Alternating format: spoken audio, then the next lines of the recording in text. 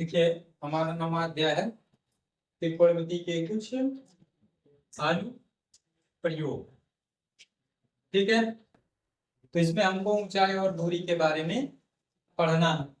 ऊंचाई और दूरी के बारे में पढ़ते हैं तो ये आपका क्षैतिज हो गया। अगर कोई वस्तु यहाँ पर है,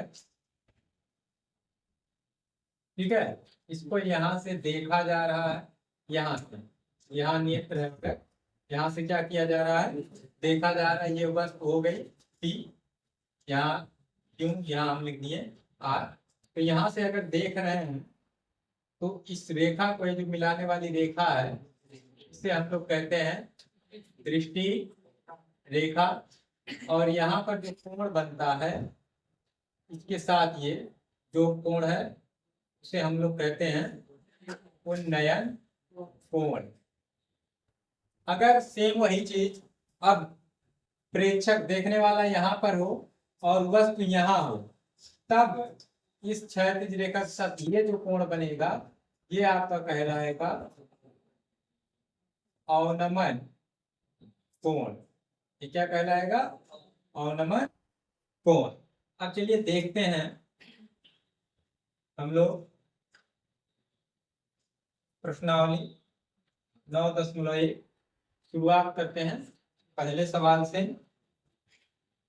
कह रहा है एक जो है कोई मीनार है, कह रहा किसी मीनार की छाया उसकी ऊंचाई के √3 गुना के बराबर है, उस समय सूर्य का उन्नयन कोण ज्ञात कीजिए।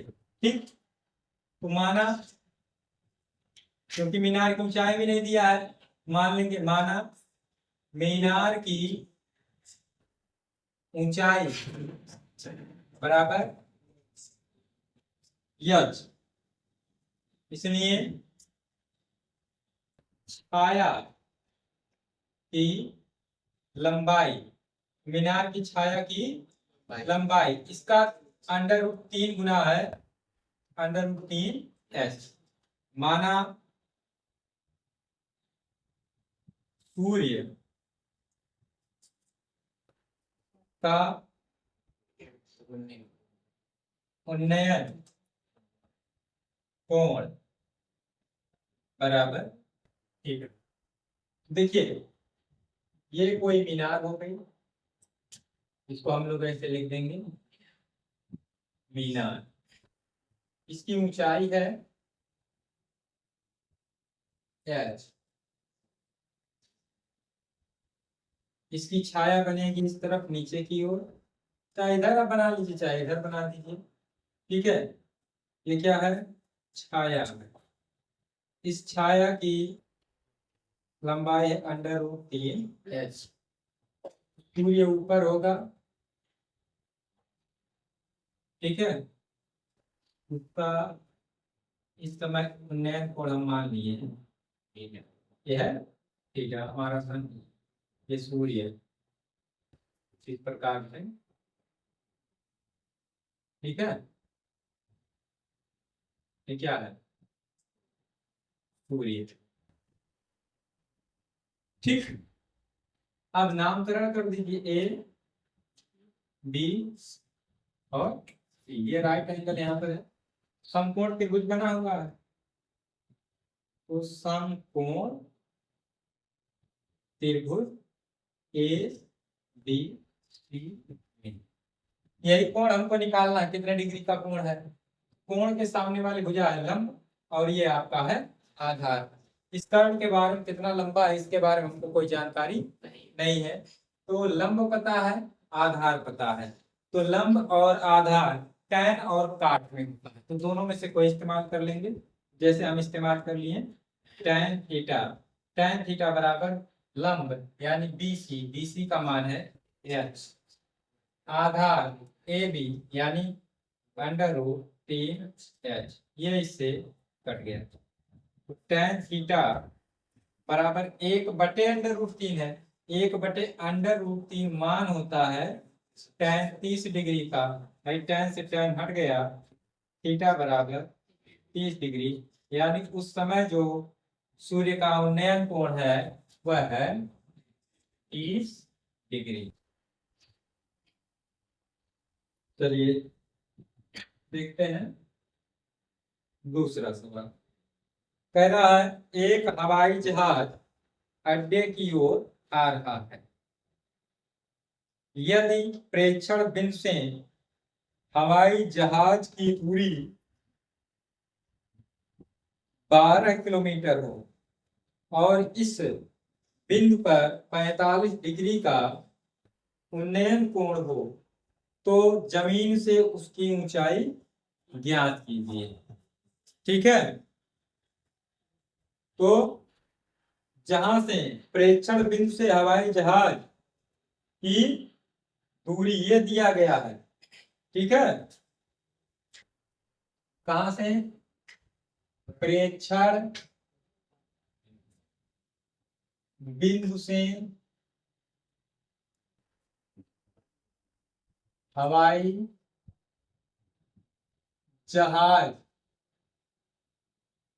की दूरी ये हमारा दिया गया है 12 किलोमीटर और उस बिंदु से जो है उन्नयन कोण हवाई जहाज का जो है वह है 45 डिग्री। जमीन से उसकी ऊंचाई मतलब जहाज की ऊंचाई, तो माना जमीन से जहाज की ऊंचाई बराबर या किलोमीटर या केम ही लिख देंगे, उससे कोई दिक्कत नहीं है। किलोमीटर चाहे हिंदी में अंग्रेजी में भी लिख देंगे। अब इन सवालों को लगाने के लिए चित्र की आवश्यकता पड़ती है। तो यहाँ कहीं मान लीजिए हवाई जहाज है, जमीन से ये ऊंचाई हो गया, यहाँ जमीन हो गया। ठीक है, इसकी जो ऊंचाई है हम माने हुए हैं यह हवाई अड्डे कोई बिंदु होगा, यहाँ कहीं मान लीजिए वो बिंदु है। यहाँ देख रहे हैं ये जो एंगल है यह 45 डिग्री का। अब यहाँ से लेकर के ये हवाई जहाज यहाँ है और यहाँ से देख रहे हैं, ये जो दूरी दिया गया है 12 किलोमीटर दिया गया। नाम दे दीजिए त्रिभुज का ए बी सी। तो समकोण त्रिभुज ए बी सी। अब लगेगा क्या, देखिए कोण पता है, कोण के सामने वाली यह भुजा हो गई लंब और ये आपका है कर्ण। तो लंब और कर्ण होता है साइन में, तो साइन थीटा, थीटा की जगह पे यहाँ पर कोण है 45, साइन 45 लंब बटे कर्ण, लंब एच कर्ण 12। साइन 45 का मान होता है 1 बटे √2 बराबर एच बटे 12। यहाँ से तिरछा गुणा कराओगे √2 एच बराबर 12, एच बराबर 12 बटे √2 किलोमीटर। अब इसका परमेयीकरण करा देंगे क्योंकि आपको बताए थे √2 नीचे नहीं रहेगा, ऊपर नीचे √2 का क्या कराएंगे गुणा। तो ऊपर क्या होगा 12√2 बटे 2, 2 1 2 6 12। तो यच बराबर हमारा आ गया 6√2 किलोमीटर। ये हो गया। अब आपकी इच्छा और आगे लगाने की कहती है, तो यच बराबर 6√2 यानी 2 का वर्गमूल होता है 1.414। तो यच बराबर गुणा करा लीजिए 6 चौक 24 के 4, 6 1 कम 6 और 2 8, 6 चौक 24 के 4, 6 1 कम 6 और 2 8। यहाँ पर दशमलव लग जाएगा किलो, यानी कितना आ गया हमारा 8.484 किलोमीटर। चौथा प्रश्न, हमारा चौथा प्रश्न ये कह रहा है एक सीढ़ी किसी दीवार के सहारे इस प्रकार झुकी हुई है कि उसका उन्नयन कोण 60 डिग्री। यदि सीढ़ी का निचला सिरा दीवार के पाद से 9.6 मीटर दूर स्थित हो तो सीढ़ी की लंबाई ज्ञात कीजिए। तो देखिए, माना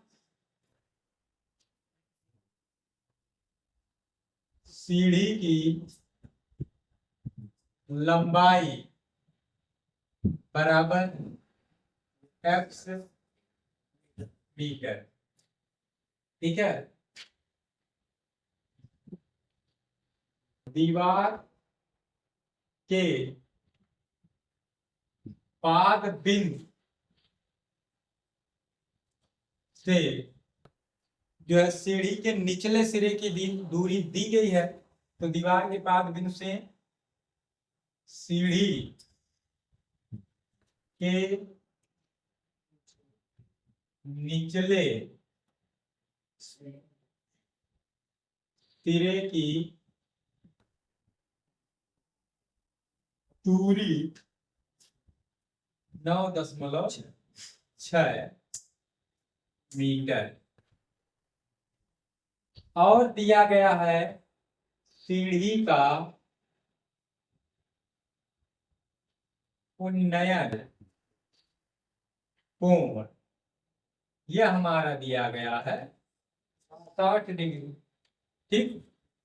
अब देखिए, ये हो गई हमारी दीवार, सीधा खींच इस दीवार से के सहारे इस प्रकार से कुछ लगी हुई है, ये सीढ़ी है, ठीक है।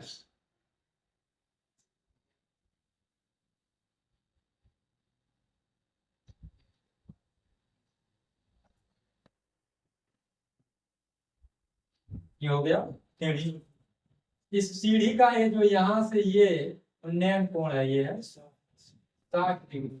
ये हम मान लिए हैं, ये नाम दे दीजिए ए बी सी। दीवार का पाद बिंदु ये है और सीढ़ी का निचला सिरा ये है। इसकी जो दूरी है ये है 9.6 मीटर और ये आपका x मीटर।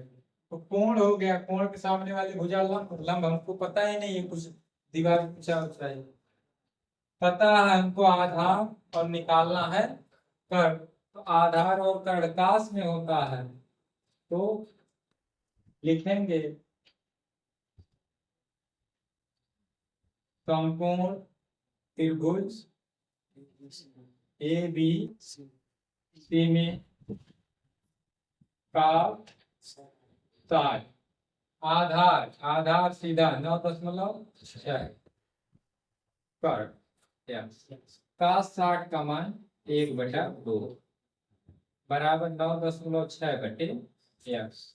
तिरछा गुणा करा दीजिए, x बराबर 2 × 12 के 2, 2 × 9 18 और 1 19, एक अंक पे 10 यानी 19.2 मीटर हो गया।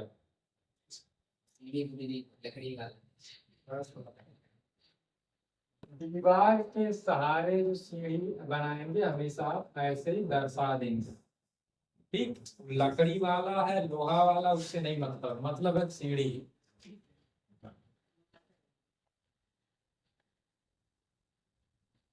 पढ़ने में मन ना लगाओ, खाली सीढ़ी किस चीज का ये देखो।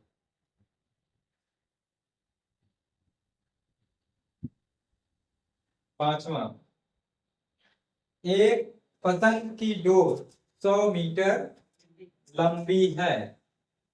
पतंग के डोर की जो लंबाई है वह है 100 मीटर।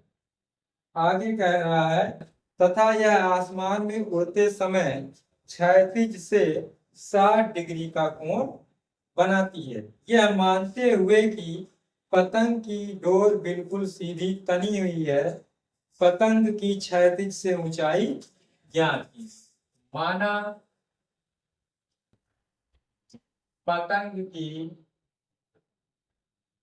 ऊंचाई बराबर एच मीटर, ठीक। तो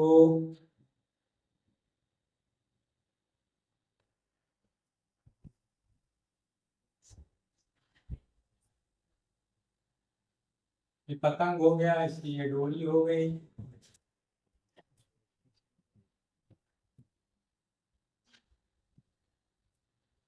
इस डोरी की लंबाई है 100 मीटर। पतंग की ये ऊंचाई यह हमको क्या करना है, ज्ञात करना है। ये वाला कोण यहाँ दिया गया है 60 डिग्री, ए बी सी। तो प्रश्न में कहा है ऐसा मानना है पतंग की डोर एकदम तनी हुई है, सीधी है। वास्तव में पतंग की डोर होती ऐसे है, यहाँ से आप उड़ाएंगे कुछ इस प्रकार से ऐसे जाता है, ठीक है। लेकिन आपको यहाँ क्या सवाल में क्या कहा, पतंग की डोर एकदम तनी हुई है, ठीक है। तो यहाँ भी लगाएंगे हम लोग समकोण त्रिभुज ए बी सी में। अब यह आपका लंब है, ये कर्ण है, लंब कर्ण होता है साइन, तो हम लोग लगा देंगे साइन 60 बराबर लंब एच कर्ण। तो इसका मान √3/2 बराबर एच बटा। तो यहाँ से एच बराबर √3/2 गुणे 100, 2 एकम क्या हो गया। तो एच बराबर 50√3 मीटर। आप ऐसे चाहेंगे छोड़ देंगे, या और आगे हल करना चाहेंगे तो क्या कर सकते हैं, एच बराबर 50√3 का मान होता है 1.732, गुणा करा लीजिए। यहाँ का 0, 5 गुना 10 के 0, 5 या 15 और 1 16, 5 7 35 और 1 36, 5 एकम 5 और 3 8, 3 अंक पे दशमलव है, 1 2 3, यानी 86.6 मीटर, 86.6 मीटर।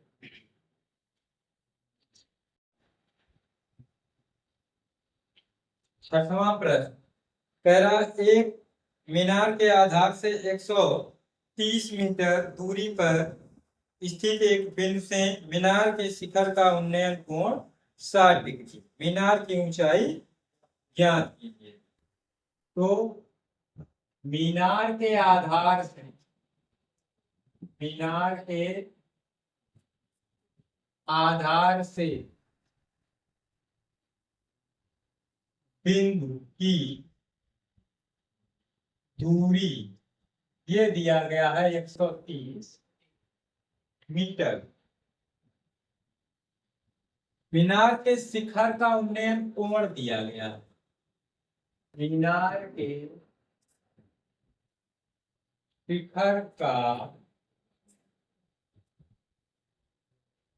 उन्नयन कोण ये हमारा दिया गया है 60 डिग्री। पूछ रहा है मीनार की ऊंचाई, तो हम लोग उसको मान लेंगे, माना मीनार की ऊंचाई बराबर एच मीटर, ये हम लोग मान लिए। अब इसका चलिए चित्र बनाते हैं। ये आपका हो गया मीनार, क्या हो गया ये मीनार, इसकी ऊंचाई है यहां से ये पूरा एच, तो इसके आधार से यहाँ दूरी पर कोई बिंदु है जिसकी दूरी जो है वह है 130 मीटर। यहाँ से देखने पर इसके जो शिखर का उन्नयन कोण है ये वाला, ये आपका है 60 डिग्री। नाम दे दीजिए ए बी सी या पी क्यू आर, जो भी आप लिखना चाहेंगे। तो अब लगा देंगे समकोण त्रिभुज ए बी सी में कोण है, कोण के सामने वाले भुजा लंब और ये हो जाएगी आधार। लंब और आधार हमारा होता है tan में, तो लगा देंगे tan 60 लंब यानी x आधार 130, tan 60 का मान √3 बराबर h बटे 100, h बराबर 130 √3 मीटर। यही मीनार की ऊंचाई है।